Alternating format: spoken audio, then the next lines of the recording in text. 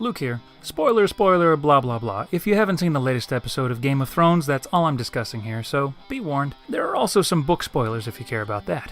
Overall, I like this episode. Let's break it down.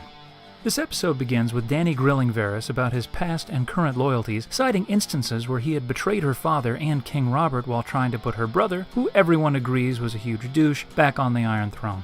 I thought it was fun how she kept shutting Tyrion down as he tried to rush to Varys' defense, but ultimately, I got the vibe that her goal from the start was to see if he would be truthful with her. The line at the end of the scene where she asked him to tell her to her face if she was failing the realm in any way was pretty baller, and it wouldn't be our Dany if she didn't threaten to burn someone. I would expect nothing less from the Mother of Dragons. This moves into the scene where Dany meets the Red Woman. I thought that specifying that the ancient prophecy of the prince who was promised was actually prince or princess was a little silly. Doesn't really roll off the tongue, does it? But Tyrion vouching for Jon Snow was cool and felt earned. The nice thing about watching a show like this is when it calls back to the previous 6 seasons and all the connections that the characters have previously had. Dany agrees to meet with Jon so that he can kneel.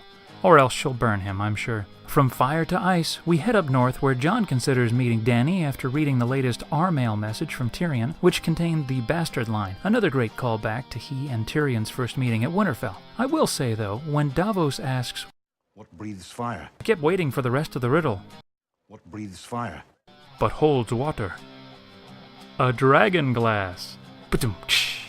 Next up, Cersei rallies the troops by appealing to their inherent racism and xenophobia. I always enjoy when a hero's exploits are twisted around by the villain to sound evil, but in a way you can't really argue with. Yeah, Dany crucifying all those people was pretty horrible. We as viewers just happened to be okay with it because we also saw what they had done to those kids on the road to Meereen. After his sister's pep talk, Jaime goes to talk to Randyll Tarly, Sam the Slayer's dad, and make sure he'll stand with them. It's good to know that Lord Tarly is in King's Landing instead of hunting Sam down for Grand Theft Heirloom. Over to Sam in the Citadel, and we start to see what we all wanted to see from Episode 1. Sam learning things and quietly stirring things up at Maester School. More of that and less poop duty, please. Jorah receives a bad prognosis from the Archmaester who implies he should just kill himself. Sam wonders how poor Shireen was cured as a baby. In the books, grayscale is explained as having a lesser version that children can get and survive, but that it's always kind of fatal in adults, like chickenpox. Back to Cersei and Qyburn as they walk through the dragon skulls. Qyburn shows her the latest in dragon hunting tech, and Cersei seems pleased.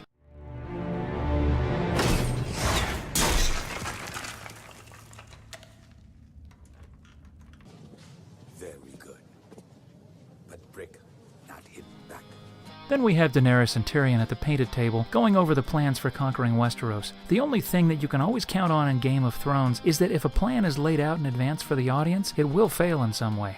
The only plans that ever work are the ones we hear about afterwards. The Iron Fleet will find this out soon enough.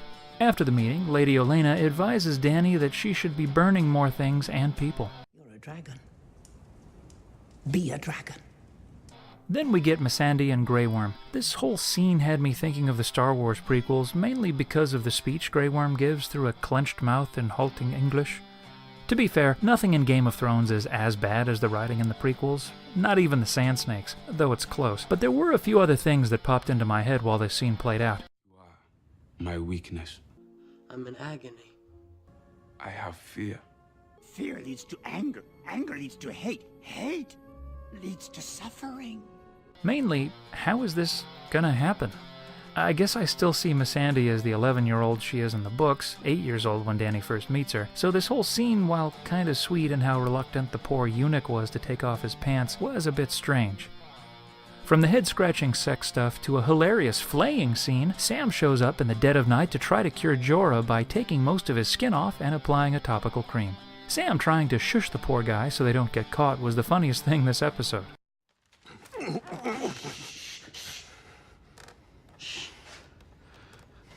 Again, I'm sorry.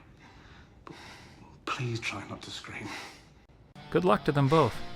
Also, I love a fun transition.